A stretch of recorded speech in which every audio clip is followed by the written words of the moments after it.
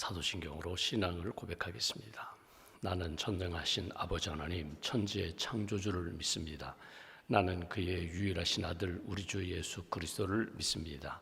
그는 성령으로 잉태되어 동정녀 마리아에게서 나시고 본디오 빌라도에게 고난을 받아 십자가에 못 박혀 죽으시고 장사된 지 사흘 만에 죽은 자 가운데서 다시 살아나셨으며 하늘에 오르시어 전능하신 아버지 하나님 우편에 앉아 계시다가 거기로부터 살아있는 자와 죽은 자를 심판하러 오십니다. 나는 성령을 믿으며 거룩한 공교회와 성도의 교제와 죄를 용서받는 것과 몸의 부활과 영생을 믿습니다. 아멘. 찬송가 338장 찬송하겠습니다. 338장입니다.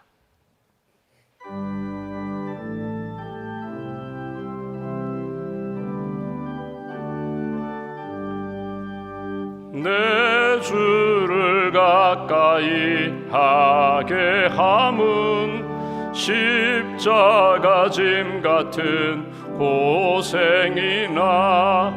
내 일생 소원은 늘 찬송하면서 주께 더 나가기 원합니다.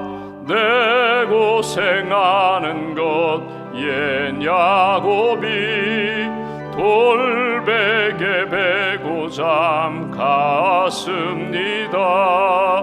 꿈에도 소원이 늘 찬송하면서 주께도 나가기 원합니다.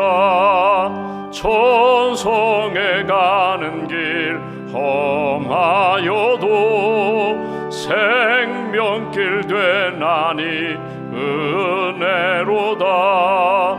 천사 날 부르니 늘 찬송하면서 주께도 나가기 원합니다.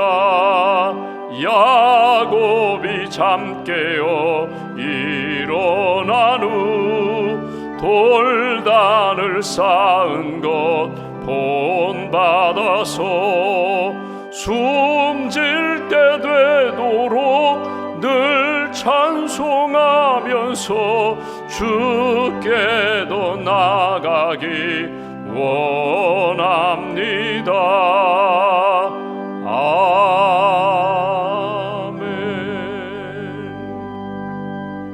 아멘. 기도하겠습니다. 나의 힘이신 여호와여, 내가 주님을 사랑합니다. 하나님이 나의 구원이 되시고 방패가 되시고 요새가 되시고 산성이 되심을 믿습니다. 지난 밤도 우리에게 평안을 주시고 단잠을 주시고 이 아침에 깨어 기도할 수 있도록 영적으로 살아있는 믿음으로 하나님의 은혜를 품은 영성으로 채워주셔서 감사합니다. 겸손히 주님 앞에 나아갑니다. 은혜의 보좌 앞에서 주님을 만나고 말씀을 만나고 은혜를 체험하는 복된 시간으로 인도하여 주시옵소서.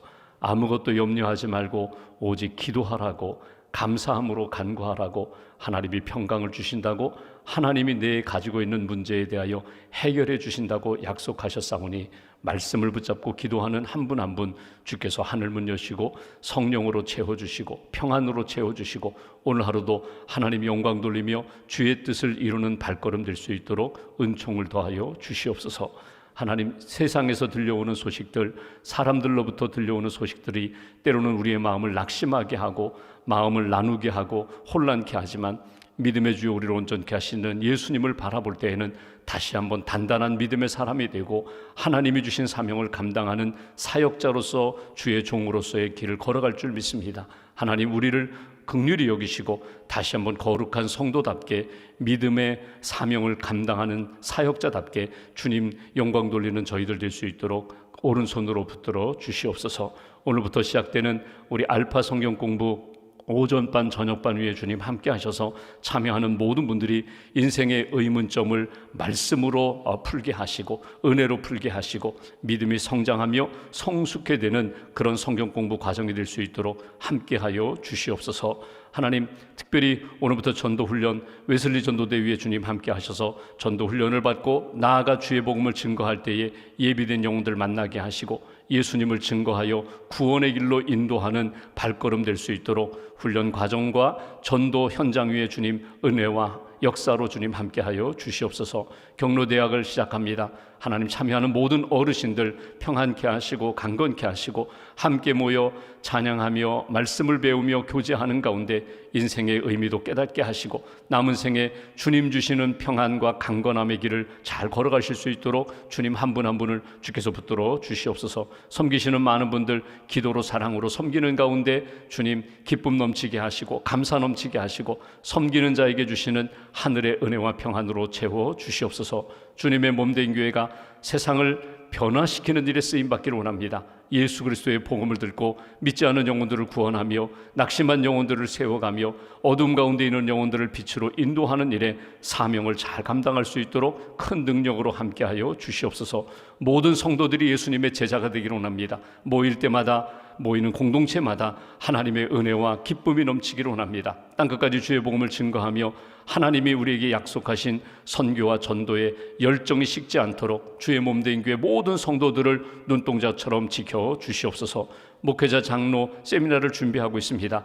내년도와 또 하나님 앞으로 5년 10년 후를 바라보면서 기도로 잘 준비하게 하시고 또 목회자들과 장로님들이 함께 모여 기도하는 가운데 하나님이 기뻐하시는 교회로 잘 세워갈 수 있도록 하나님의 뜻을 이루는 교회와 성도들과 또 사역자들 될 수 있도록 주님 은혜를 더하여 주시옵소서. 입시를 앞두고 준비하는 우리 수험생들 또 하나님 취업을 준비하는 분들 국가고시를 준비하는 분들 지혜와 믿음과 명철을 덧입혀 주시고 하나님이 주신 꿈 한 걸음 한 걸음 잘 이루어 나갈 수 있도록 주님 도와주시옵소서. 병상에 있는 우리 교우들 어린 심령 주님 붙들어 주셔서 호흡을 지켜주시고 생명을 지켜주시고 치유의 강선 비춰주셔서 건강함으로 하나님 앞에 영광 돌릴 수 있는 은혜를 더하여 주시옵소서. 지금도 병상에서 힘든 시간을 보내는 분들이 있습니다. 항암 치료 중인 분도 계십니다. 투석하는 분들도 계십니다. 또 파킨슨 병으로 알츠하이머 병으로 힘든 시간을 보내는 사랑하는 교우들을 주님 붙들어 주시고 하늘의 평안으로 채워주시며 걸음걸음 회복의 길로 주님 인도하여 주시옵소서. 오늘도 기도를 담아 소망을 담아 주 앞에 예물을 드립니다. 기도와 예물을 받아주시고 하나님이 기뻐하시는 믿음의 가정과 믿음의 자녀들로 믿음의 사업체와 일터로 주님 붙들어 주시옵소서. 한 날의 삶을 온전히 주님께 의지하오며 우리의 구원자 되신 예수님의 이름으로 기도하옵나이다. 아멘. 오늘 말씀 갈라디아서 1장 말씀 보겠습니다.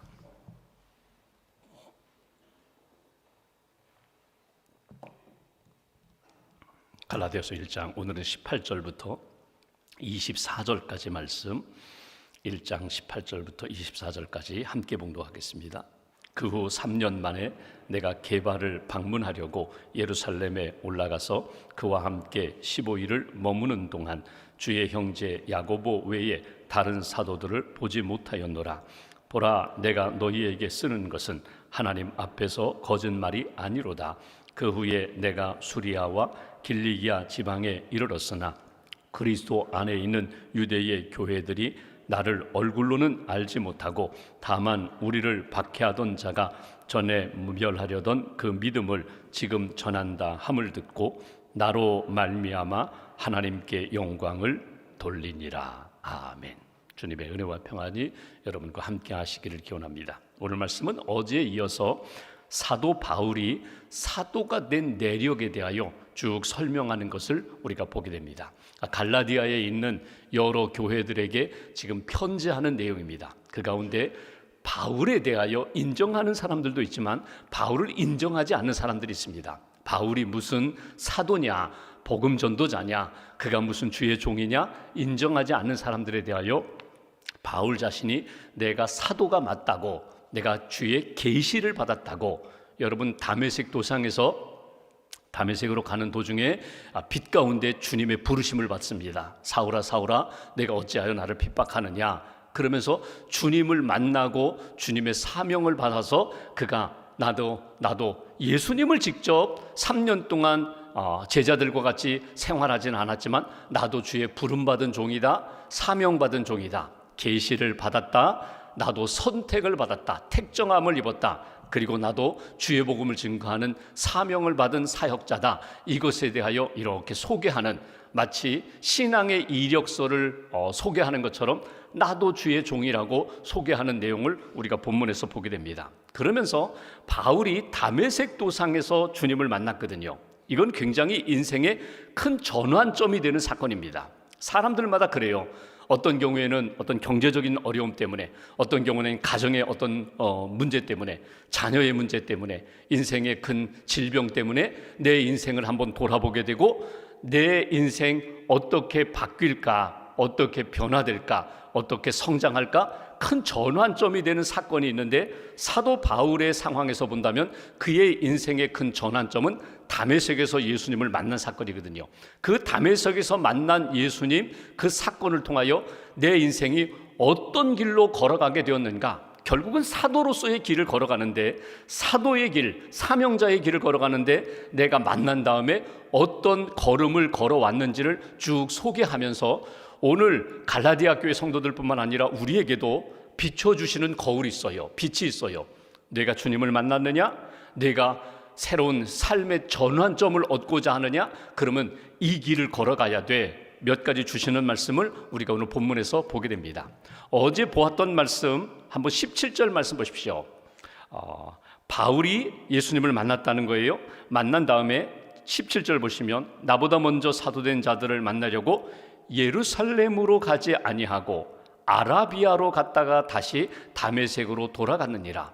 그러니까 바울이 다메섹에서 예수님을 만난 다음에 제일 먼저 간 곳은 어딘가 하면, 여기 보시면 예루살렘으로 가지 않고 아라비아로 갔다, 이렇게 표현합니다. 아라비아라는 곳은요, 사막을 의미하거든요. 그래서 아라비아에 가서 3년 동안 사도 바울이 신학 훈련을 해요.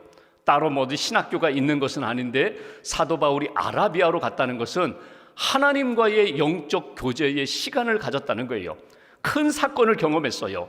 내가 지금까지 의지하고 믿던 유대교, 율법만 붙잡고 살았는데 예수님을 만난 다음에 내가 가지고 있는 지식, 내가 가지고 있는 경험, 이 모든 것들을 새롭게 정비하고 체계화하는 시간이 필요하다는 거예요.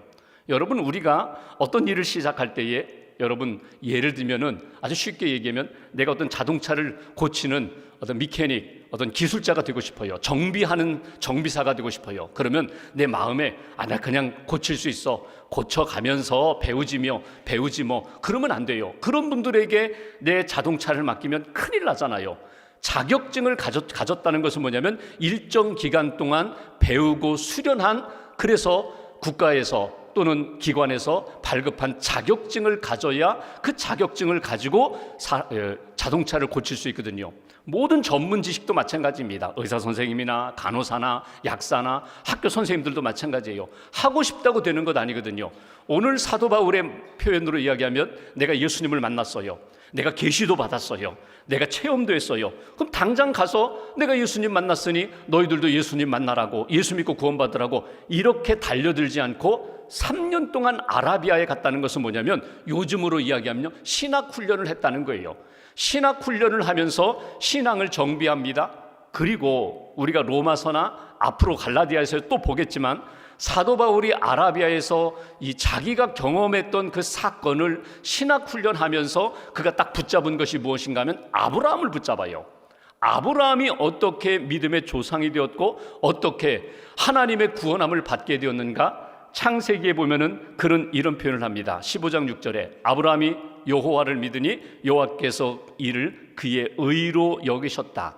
하나님이 아브라함을 믿음의 조상으로 삼고 구원하신 것은 아브라함의 믿음 때문이었다. 이걸 딱 붙잡아요. 그러니까 구원함을 받는 것은 내가 무엇을 많이 지식을 얻었기 때문에, 무엇을 많이 행했기 때문이 아니라 아브라함처럼 오직 믿음으로 구원함을 받는 거야. 하박국 2장 4절 말씀, 의인은 그 믿음으로 말미암아 살리라. 이 창세기 말씀과 하박국 말씀을 딱 신앙의 기초로 삼아서, 내가 이렇게 부름받고 사도가 된 것은 하나님의 선택하심이고 계시를 주심이고, 내가 믿음의 사람이 되고야 하나님의 복음을 전할 수 있다. 3년 동안 체계화했다는 거예요. 여기서 한번 우리가 생각해 보십시오. 내가 무슨 일을 할 때에 무엇보다도 기도가 먼저 필요해요. 하나님과의 교제가 필요해요. 나를 돌아보는 시간, 하나님이 내 믿음에 대하여 다시 한번 세우기를 원하는 것에 대하여 사도 바울이 아라비아에 가서 자기의 신앙을 다시 한번 정비하고 하나님과 교제하고 신앙을 체계화한 다음에 나아가서 예수 믿어야 구원함을 받는 거야, 예수 믿어야 하나님의 백성이 되는 거야, 이렇게 전했던 것처럼 아라비아의 시간이, 하나님과 교제하는 시간이 꼭 필요하다. 두 번째로 그가 간 곳은 어디입니까? 아라비아에 갔다가 17절 후반부를 보십시오. 다시 다메섹으로 돌아갔다. 3년 만에 다메섹으로 갔다는 거예요. 원래 다메섹으로 가던 길이에요. 그때는 예수님 믿는 사람을 잡아 죽이려고 갔는데 3년 아라비아에서 신앙을 다시 한번 정비한 다음에 다메섹으로 갔어요. 갔더니 어떤 일이 일어나요? 사도행전 9장에 보니까요, 유대인들이 박해를 해요. 저 배신자라고 유대인이 박해를 해요. 그리고 예수 믿는 사람들도 계속 의심의 눈초리로 바라보고 있어요. 제대로 자기를 받아주지 않아요. 그럼에도 불구하고 내가 원래 가고자 했던 곳에 가서 내가 변화되었다는 것, 바뀌었다는 것을 보여주는 것을 보게 됩니다. 그리고 나서 간 곳이 어딘가? 이제 오늘 본문 18절 말씀 보십시오. 그 후 3년 만에 아라비아에 갔다가 다메섹에 갔다가 내가 게바를 방문하려고 예루살렘에 올라가서 그와 함께 15일을 머물렀다. 여기 보시면 게바는 베드로를 이야기하는 것입니다. 19절에 보시면 주의 형제 야고보, 초대교회 예루살렘 교회의 지도자예요. 야고보와 만나 교제했다. 베드로를 만났다, 야고보를 만났다. 잘 보십시오. 여러분, 분명히 바울은 체험을 했어요. 누가 뭐래도 나는 예수님을 만났어, 나는 사명을 받은 자야. 그러면 독불장군처럼 이제는 내가 다 혼자 할 거야, 이제는 이 초대교회에, 이제는 전도 현장에, 또 선교 현장에 나밖에 없어, 이러지 않았다는 거예요. 누구를 찾아가요? 베드로를 찾아가요. 야고보를 만나요.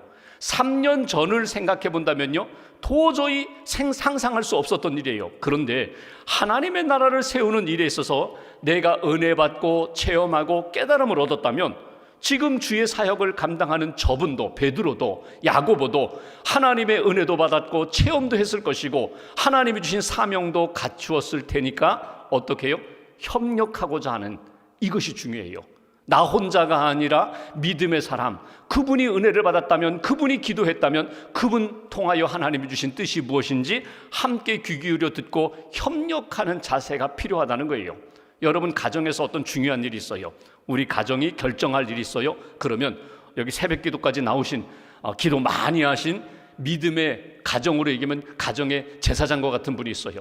근데 내 남편은, 내 아내는 기도도 안 해요. 그냥 내가 기도하면 주워 먹는 것 같아요. 그래도 여러분, 혼자 결정하지 마시라는 거예요. 내가 기도했어요. 하나님이 이런 마음 주셨어요. 여보, 당신도 기도해요. 얘들아, 너희들도 기도해라. 우리 가정이 앞으로 큰 변화가 있을 텐데 이런 계획과 준비를 하고 있는데 우리 모두가 다 기도하자. 때로는 기도의 강도가 큰 사람이 있고 작은 사람이 있고 강한 사람이 있고 약한 사람이 있지만 함께 가는 것입니다. 교회로 이야기해 볼까요? 교회에 보면은 믿음이 굉장히 높고 앞서가는 분들이 있는가 하면 걸음마, 신앙 첫걸음 하는 분들이 있어요. 무시하지 말라는 거예요. 함께 가는 거예요. 함께 하나님의 나라 세워가는 것이다. 사도 바울이 여기에서 예루살렘에 찾아가서 교회의 지도자들을 만나고 자기가 경험했던 그 은혜, 체험, 신학으로 깨달은 것, 그 모든 것들을 나누면서 함께 협력하면서 주의 사역을 감당하는 이 모습이 귀하다는 거예요. 그리고 어디로 갑니까? 오늘 본문의 21절 보시면 그 후에 내가 수리아와 길리기아 지방에 이르렀다. 여러분, 수리아 길리기아라는 곳은 어딘가 하면 길리기아 다소 지방이거든요. 거기는 어디예요? 자기 고향이에요. 그러니까 사도 바울의 고향이에요. 잘 아는 사람들이 있어요. 그곳에 가서 얼마 동안 머물렀는가? 나중에 바나바가 안디옥 교회에서 사도 바울을 불러다가 교회의 지도자로 세우기까지 정확한 시간을 몰라요. 근데 대략 신학자들은 7년을 이야기합니다. 7년 동안 길리기아 다소에서 자기와 가까운 혈육을 위하여 기도하며 주의 복음을 증거했다는 거예요. 그건 무엇을 의미하는가 하면 내가 은혜 받고 사명 받았다면 나를 통하여 이루고자 하는 하나님의 뜻, 영혼 구원의 대상자를 바울은 찾아갔다는 거예요. 어디로 찾아갔어요? 예루살렘이나 다메섹에 머물지 않고 그가 길리기아 다소 고향에 찾아가요. 로마서 9장 3절에 보면은 나의 형제 곧 고륙의 친척을 위하여 내 자신이 저주를 받아도 그리스도에게서 끊어질지라도 나는 이것이 소원이다, 원하는 바다. 그러니까 내 고륙 친척, 유대인들, 고향 사람, 혈육들, 그들을 구원하는 일을 위하여 찾아가서 복음을 전하고 내가 변화됐어요, 은혜 받았어요, 그것을 나누는 역사로 사도 바울은 선교 사역을 시작했다. 여기 이렇게 쭉 나타나는 말씀을 보면서 우리가 정리할 것이 있어요. 여러분, 무슨 일을 하든지 먼저 하나님과의 교제가 필요해요. 하나님 앞에 기도하는 것이 필요해요. 하나님 앞에서 나를 돌아보는 것이 필요해요. 나 자신이 이렇게 큰 은혜도 받았고 역사도 경험했고 사건도 경험했는데 이 사건을 통하여 하나님이 나를 어떻게 만드시고 다듬어 가시는가, 내가 지금까지 가지고 있었던 지식과 신앙의 체험에 대하여 하나님 앞에서 나를 점검하고 돌아보는 시간이 반드시 필요하다는 거예요. 여러분, 이것이 오늘 새벽에 기도하는 시간이 될 수 있고 저녁에 잠들기 전에 하나님 앞에서 기도하는 시간이 될 수 있고 이렇게 1년을 살아가다가 어느 날 어느 주간에 기도 주간을 정하고 우리가 감사 특세라든지 사순절 기간이라든지 아니면 어느 시간에 나 자신을 돌아보면서 하나님과 1대1로 만나는 시간이 꼭 필요하다는 거예요. 하나님과 만나서 나를 돌아보고 거룩함을 회복하고 사명을 다시 한번 확인하는 이 지금 사도 바울이 여기 보시면 먼저 예루살렘으로 가지 않았어요? 사람들과 먼저 의논하지 않았어요? 아라비아에 가서 주님을 만나 교제했던 이 모습처럼 우리에게도 그런 모습이 필요하다는 거예요. 여러분, 우리가 하나님과의 교제를 통하여 내게 주신 사명, 내가 날마다 감당해야 할 일들을 잃어버리면 여러분, 죄송합니다만 세속화되는 거예요. 그 누구든지 세속화되고 변질될 수밖에 없어요. 우리 한국의 소설가 가운데 김동리 선생님이 계세요. 이분이 무녀도, 을화, 사반의 십자가, 그러니까 한국 최고의 문인에 올라갔던 그런 분이거든요. 근데 이분이 40대 이후에는 제대로 된 작품이 나오지가 않아요. 글을 써도 그 전에 40대 전에 썼던 그 글처럼 아주 훌륭한 작품이 나오지 않아요. 이유가 무엇일까? 그분에 대하여 연구한 것을 보면요, 40대 이후에 그분이 문학 창작 활동보다는 문단 정치에 들어가게 됩니다. 그러니까 문인협회에 일을 하게 돼요. 문단 정치를 하면서 누가 협회장이 되느냐, 내가 되느냐 이렇게 문단 정치에 들어가서 한국 이 문학계를 좀 잘 세우고자 하는 의도를 가지고 들어갔는데, 들어가서 정치를 하다 보니까, 협회 일을 하다 보니까 그 문학의 쉽게 말해 영성을 잃어버린 거예요. 글이 나오지 않는 거예요. 여러분 잘 보십시오. 신앙생활 하면서 내가 몇 년을 신앙생활했는데, 성경을 몇 번 통독했는데, 내가 성경 공부를 얼마나 했는데, 내가 사역을 얼마나 하고 있는데, 그런데 정작 하나님과의 교제의 시간이 약해지면은요, 이 모든 것들이요 흔들리게 되고 흐려지게 되고 결국 거룩성, 영성을 잃어버리게 된다는 거예요. 그래서 우리가 날마다 몸부림치면서 몸은 지치고 피곤한데 주님을 만나 기도하는 시간, 주님과 교제하는 시간을 아주 몸부림치면서 애쓰고자 하는 것은 무엇입니까? 그래야 우리가 살기 때문에 그래요. 그래야 내 영혼이 살고 내가 섬기는 사역이 살아나기 때문에 그래요. 여러분 잊어버리지 마시라는 거예요. 이제 가을이 되어서 우리가 양육훈련도 하고 또 경로대학도 개강하게 되고 사역도 다시금 펼쳐지게 되는데, 여러분 그 사역에 집중하다가 하나님과의 교제 관계를 잃어버리면 나중에는요 지치게 되고 탈진하게 되는 그런 모습이 나타나게 된다. 오늘 사도 바울이 아라비아에 가고 하나님과 교제하면서 하나님이 기뻐하시는 뜻을 이루어갔던 그 모습을 잃어버리지 마시라는 거예요. 또 하나, 사람을 찾아가세요. 협력해야 할 사람들 찾아가세요. 내가 기도해 줘야 할 사람들 찾아가세요. 또 내가 복음을 전해야 할 사람들을 관심을 갖고 찾아가시라는 거예요. 멀리 있는 사람이 있어요. 그 사람은 나와 만나주지도 않아요. 만날 수도 없어요. 그럼 어떻게 하시라고요? 그 영혼을 가슴에 품고 기도하시라는 거예요. 이름을 써가면서 기도하시라는 거예요. 하나님 그 영혼을 붙들어 달라고, 하나님 그 영혼을 회복시켜 달라고, 그 영혼이 주님의 은혜를 만나게 해달라고. 여러분, 나는 물리적으로는 같은 공간에 없지만은 하나님의 은혜 가운데 내가 기도할 때 하나님이 반드시 그 장소에 역사하심을 믿고 구하시라는 거예요. 기회가 되면 문자도 보내고 전화도 할 수 있으면 하면서 내가 이렇게 기도하니 하나님의 은혜 가운데 회복되라고, 믿음의 길을 걸어가라고 권면하는 역사가 우리에게 꼭 필요하다. 마지막 오늘 요절 끝절 말씀 보실까요? 24절 보시면 이렇게 표현합니다. 바울이 박해하던 자였는데 그 박해하던 복음을 전한다는 소문이 쫙 퍼지니까 24절, 나로 말미암아 하나님께 영광을 돌리니라. 오늘 요절이에요. 나로 말미암아 주의 영광이 나타났다. 나로 말미암아 그 땅에 있는 영혼들이 은혜를 받았다. 하나님의 평강을 누렸다. 나로 말미암아, 아무개라는 그 이름으로 말미암아 하나님의 영광이 나타나야 되는데 아무개로 말미암아 하나님의 영광이 가려졌다. 하나님이, 교회가 욕을 먹었다. 여러분, 그건 아니잖아요. 우리가 하나님 앞에서 내가 믿음을 지키며 기도하는 가운데, 주의 복음을 증거하는 가운데 하나님과 교제하면서 내가 어느 곳에 가든지 나 아무개 때문에 나 교회 다니기 시작했잖아. 나 그 아무개 그 사람 때문에 내가 세상의 것 내려놓고 내가 주님 붙잡기로 했잖아.